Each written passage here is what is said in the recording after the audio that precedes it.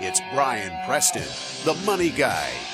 But we're going to now help you with that all-weather financial plan that will create success no matter what is going to come your way in this crazy financial world we're living in. So, Bo, let's actually talk about what are those things you can control, because this is where the optimist will flourish. Now, one thing I think that is surprising to you when we think about things inside the realm of your control is while you can't control risk, we've already established that you can't control the unknown unknowns. What you can do when it comes to your personal finances and your portfolio is you can control your risk exposure. Yeah, I want to talk about overestimating, underestimating. A lot of people will overestimate the risk in the financial markets. There's that whole recency bias that right now we're in a down economy. There's even people thinking new paradigm. The market will never recover because let me tell you all the bad reasons you should not do that. They are overestimating that this will never end. And that's a problem with human nature. But we know historically, 2 out of 10 years, you're going to have down years. 8 out of 10 years, you're going to have very positive years with economic expansion. Don't overestimate how much exposure is from investing. Bo, talk to them about what are the underestimating the big things that really can put your life in a ditch. Often we underestimate risk. A really prime example is a lot of folks are nervous to fly. They have this uncomfort with being up in the air. However, statistically, it's actually a little more dangerous to get into a car and travel by automobile. But we very often don't assess that risk in the same place. Many of us are afraid of death and premature death and leaving our loved ones behind, but we don't adequately account for it. What if I get disabled? What if something happens to me and I'm not taken out of this planet, but I just can't go and do my job for the next month, for the next 3 months, for the next 6 months, and we underestimate those types of risks. Yeah, and you could even do this to very important things in your life, like your property and casualty on your house. You want to make sure you have the right insurance. So this is the thing I would tell you, is when you look at all the risk exposure in your life, anything that could be catastrophic, meaning that if this element could impact your financial life to where you could never recover. That's medical elements, that's other big financial exposures like your house burning down.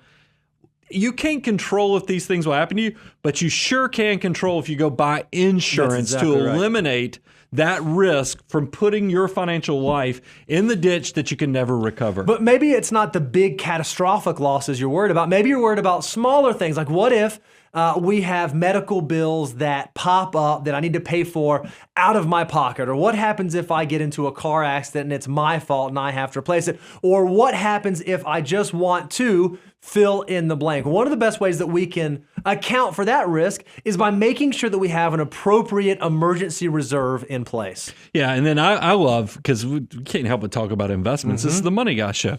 Your asset allocation. I mean, one of our favorite things that we talk about from risk profiles is that I don't care if it's the good economy that we had in 2019, pre-pandemic 2020, to the craziness of the pandemic, to even what we're experiencing in 2022. You need to have a good financial plan that's good before all the crazy stuff happens, during the crazy stuff, and even after that. And a big part of that is asset allocation. You can actually have a plan that long-term will have the right amount of risky assets to get you that premium, that risk premium, a right amount of conservative assets. So whatever you need for the next 3 to 5 years, you're protected. That asset allocation is going to be extremely powerful to you to control your emotions and also make sure that your plan has the best opportunity to be successful. And one of the things that you have to recognize when you're figuring out how do I manage my risk exposure is really keying in on the difference between risk tolerance and risk capacity. Risk tolerance is simply how much risk you are okay taking, how much will still allow you to sleep at night. But risk capacity is how much can my situation actually allow? So if you're someone nearing retirement, entering into the phase where you need to live off of your dollars, even if you have a high tolerance for risk, you may not have that same capacity for risk. So you have to make sure you're measuring that correctly. So I think we've done a good job. If we were doing this from a financial planning pyramid perspective, we put risk assessment and making sure all those things that you have a good financial foundation underneath you with the emergency reserves. Number two, I want to talk about is what do you do with your dollars? Because we're very big and very keen on making sure you maximize this. And here's where I love to share this because we make it absolutely free to you. If you go to moneyguy.com/resources, we have a free deliverable of the financial order of operations. This is going to tell you exactly what to do with your next dollar to maximize the opportunity. If you go to learn.moneyguy.com, we actually have a deep dive course that actually will take you to the next level of putting it in the fast lane so you know exactly what to do. Yeah, when it comes to our dollars, we really have three choices that we can make with every dollar that comes in our possession. We can either spend it and consume it, we can save it and invest, or we can give it away. Those are really the only three options that exist for us. So you can control how you split up each of those three buckets. And unfortunately, we live in a society where the consumption piece gets way more attention than the savings and investing piece. So if you want to make sure you're setting yourself up for success, make sure you understand exactly where your dollars should be going. So we've talked about saving and investments. I like to, and it's near and dear to my heart, taxes. I think that you can be very forward thinking with your tax strategy, with how you structure your investment assets to where they're very efficient, for, in the tax layout. All of these things, you can be proactive with your taxes. So, it's one of those things I always talk about. What are the big things that impact performance of your investments over the long term? It is your tax structure. It's also the fees that you're paying to somebody and expenses, internal expenses. Pay attention to all these components that will have a direct impact to your success. And what's really interesting is these seemingly small decisions can have big impacts over the long term.